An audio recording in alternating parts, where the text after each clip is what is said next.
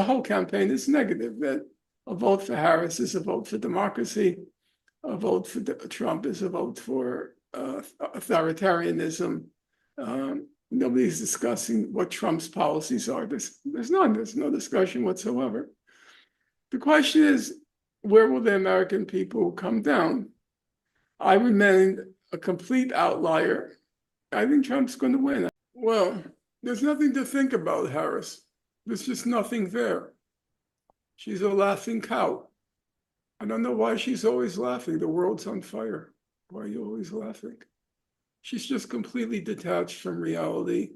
The Democratic Party, it engaged in this public relations juggernaut, this orchestration. It was very much, and I don't mean this facetiously, it was very much like the passing of the baton from Kim Il-sung to his son. This total non-entity, Kim Il-sung's son, he's suddenly the great leader. And we should all be joyful at the great leader.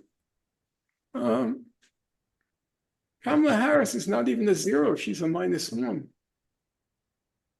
And it wasn't so much by the Democratic Party, it wasn't so much jubilation, because they knew that. If you remember, for the past 4 years, everybody was ridiculing Kamala Harris. They said she didn't get along with her staff. She wasn't, it was, and then all of a sudden they pulled this Kim Il-sung on us, and we're supposed to all be jubilant at the great leader. It wasn't so much jubilation at Harris, it was jubilation at no longer having the Biden albatross. At least Harris was, lucid. No content, but it was lucid and contentless, as against not lucid and contentless. And if you look at the campaign is just a negative campaign. Nobody much cares what her platform. She has no platform. I'm going to give money to people, small middle-class homeowners. Nobody's paying attention. The whole campaign is negative, that a vote for Harris is a vote for democracy, a vote for Trump is a vote for authoritarianism. Nobody's discussing what Trump's policies are. There's no discussion whatsoever. The question is, where will the American people come down? I remain a complete outlier. I think Trump's going to win. I said that after the convention, where it seemed like she was taking off, because she starts out basically losing two significant constituencies. Number one, the white working class. She's not going to get the white working class. That to me is pretty obvious, just from talking to people in the street. And number two, she's not going to get the under 30 vote. Now, they're not going to vote for Trump. No possibility. They'll sit it out. They will sit it out. So you lose those two constituencies, I think that's a real problem. Of course, she'll lose also the Arab Muslim constituency. That's not a main one. It's just, and Kamala Harris will get the Black woman vote, which anyone would have gotten, because that was a signature. That was a signature of the Biden administration, if you recall.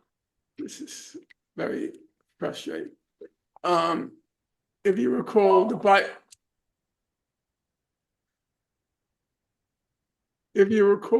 Biden administration, it promised to appoint the first Black woman Supreme Court justice, which it did with Ketanji Brown Jackson. He then had a Black woman lesbian press secretary. He then, there was a third appointment with Ketanji Brown Jackson, his press secretary. And Kamala Harris. So he wrapped up the Black woman vote, and she'll get that. Hispanic vote seems in nobody's pocket right now. So I'm skeptical, because I have conversations with ordinary people, I'm not relying on the pollsters. And even though Alan Lichtman seems to have this perfect record of predicting presidents, and he now says that Harris will win, I still don't see it. I think that there's too much dissatisfaction out there with the economic situation to for Harris to succeed. And she's not really running on an economic platform. They're just running. What was the editorial yesterday in the Times? Do you have the Times in front of you? Yes. I know you guys multitask. I don't do that. Right. What was the headline yesterday? The editorial board's endorsement for Kamala Harris. Let me check. Just the New York Times editorial support Kamala Harris.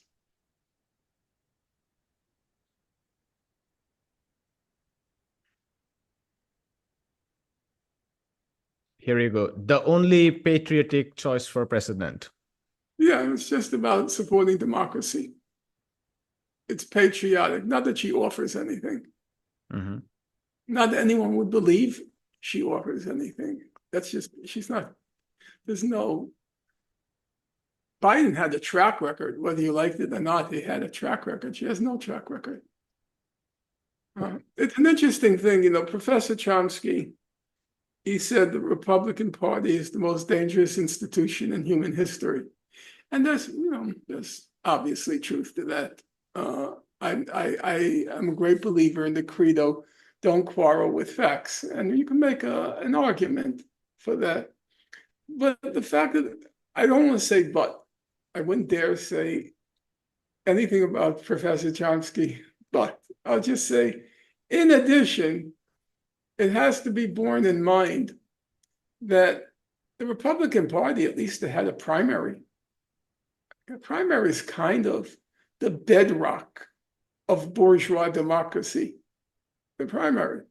We all remember the candidates. There was sitting on stage Vivek Ramaswamy, there was Nikki Haley, there was Chris Christie, there was Ron DeSantis. It was actually an impressive lineup. Some of them are quite smart. The Democratic Party suspended the primary. There was no primary in the Democratic Party. The bedrock, that's the bedrock of a bourgeois democracy.